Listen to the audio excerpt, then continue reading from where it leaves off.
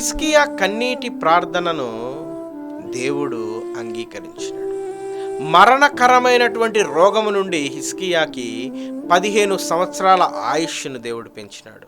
యెషయా ప్రవక్త వచ్చి నువ్వు మరణమవుతావు అని చెప్పి ఒక మాటను, దేవుని వాక్కుని విడుదల చేసిన తర్వాత ప్రవక్త మాట కొన్ని వేల సంవత్సరాల తర్వాత కూడా నెరవేర్చబడుతున్నట్టుగా చూస్తున్నాం.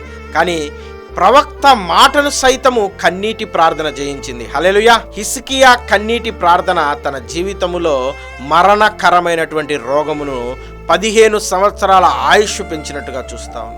ఈరోజు నీ జీవితంలో మరణకరమైన రోగం ఏది? నీ చదువా, నీ అప్పులా, నీ వివాహమా, లేక నీ ఉద్యోగమా? ఈరోజు దేవుడు నీతోనే మాట్లాడుతున్నాడు. నా ప్రియ సహోదరుడ, సహోదరి, దేవుని సన్నిధిలో కన్నీరు విడుచుచు నీ హృదయాన్ని కుమ్మరించి నువ్వు ప్రార్థించగలిగితే హిజ్కియా జీవితంలో జరిగినట్టుగా నీ మరణకరమైన రోగము నుండి దేవుడు నిన్ను విడిపించాలని, నిన్ను గొప్పగా ఆశీర్వదించాలని అడగక మునిపే హిజ్కియాకు 15 సంవత్సరాల ఆయుష్ ఇచ్చిన దేవుడు ఎఫెసీ 3:20 ప్రకారం నువ్వు అడుగు వాటికంటే, ఊహించు వాటికంటే గొప్పగా నిన్ను ఆశీర్వదించాలని ఆశపడుతున్నాడు.